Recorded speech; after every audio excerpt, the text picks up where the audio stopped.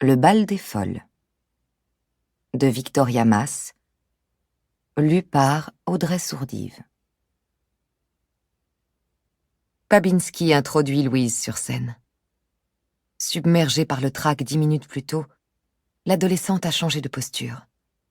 C'est désormais les épaules en arrière, la poitrine gonflée et le menton relevé qu'elle s'avance vers un public qui n'attendait qu'elle. Elle n'a plus peur. C'est son moment de gloire et de reconnaissance.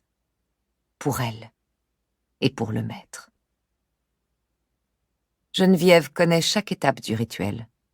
D'abord, le pendule qu'on balance doucement devant le visage de Louise.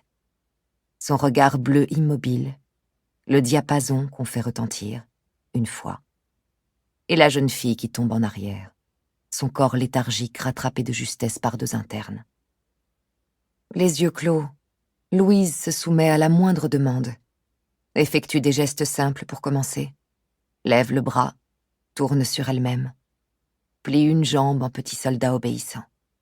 Puis elle pose, selon les requêtes, joint les 2 mains pour prier, lève la tête en suppliant le ciel, imite le crucifiement.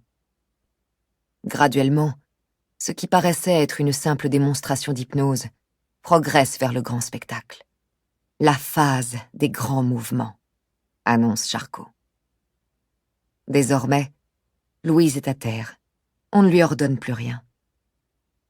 Seule, elle s'agite, plie ses bras, ses jambes, jette son corps de gauche à droite, se tourne sur le dos, sur le ventre. Ses pieds et ses mains se contractent jusqu'à ne plus bouger, son visage se tord entre douleur et jouissance. Des souffles rauques ponctuent ses contorsions. Quiconque d'un peu superstitieux croirait à une possession démoniaque. D'ailleurs, certains dans l'assemblée effectuent un discret signe de croix. Puis une convulsion ultime la ramène sur le dos. Ses pieds nus et sa tête prennent appui sur le sol et poussent le reste de son corps en hauteur jusqu'à former un arc de cercle du cou au genou. Sa chevelure sombre balaye la poussière sur l'estrade. Le dos en U inversé craque sous l'effort.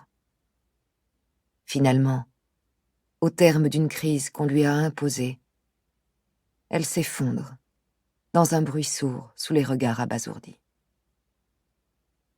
C'est avec des patientes comme Louise que la médecine et la science peuvent avancer.